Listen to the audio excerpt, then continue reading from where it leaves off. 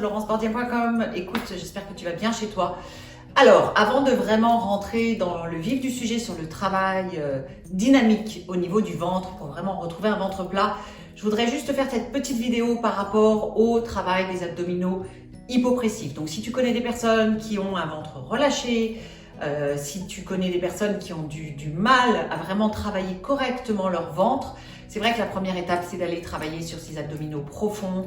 Ça va permettre de masser les organes, ça va améliorer la digestion, ça va étirer également un petit peu les psoas. D'ailleurs, c'est des sensations qu'on a quand on fait ces exercices de ce qu'on appelle le stomach vacuum.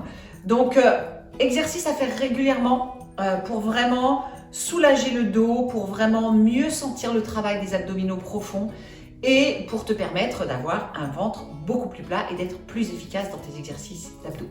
Donc, on se met tout de suite sur le dos. Donc, allongé sur le dos. On commence. Donc, très simplement, genoux fléchis, pieds à plat sur le sol.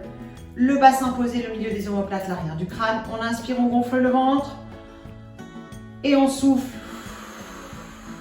On vide complètement. Et quand on a fini de vider, on bloque la respiration pour faire ce qu'on appelle la fausse inspiration.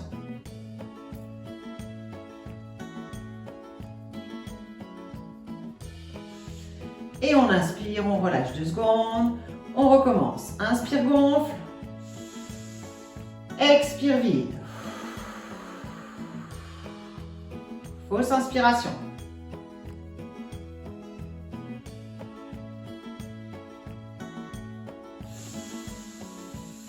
Inspire et vide.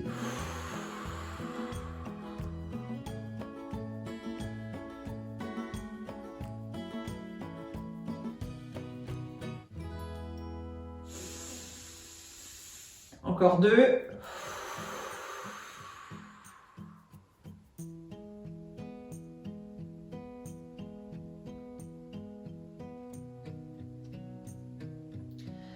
Une dernière fois.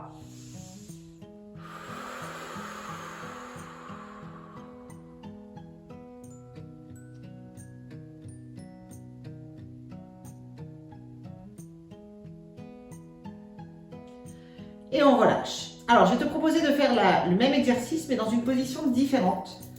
Donc, tu vas monter le bassin, te mettre vraiment en position de pont, en position de shoulder bridge en pilates. Donc, le bassin relevé. Je vais retirer mes lunettes parce qu'avec ce soleil, c'est éblouissant.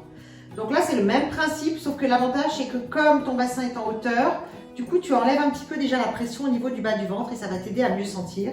Et pour ça, on va mettre aussi les bras ici au-dessus de la tête et au moment où on fera la fausse inspiration, on va allonger les bras au-dessus de la tête. Donc, on y va. On inspire, on gonfle. On souffle, on vide. Fausse inspiration avec les bras qui se tendent.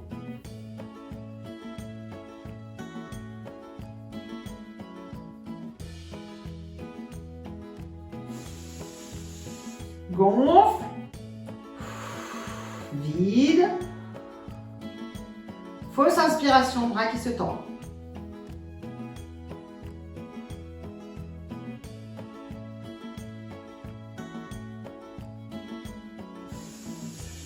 Encore 3 fois.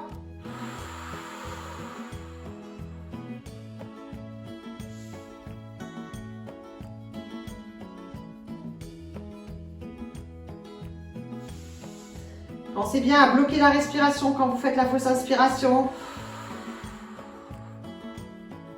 Bloquez.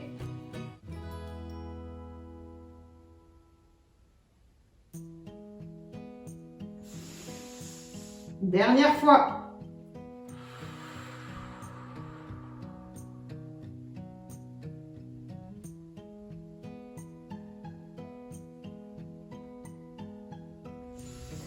Et vous relâchez.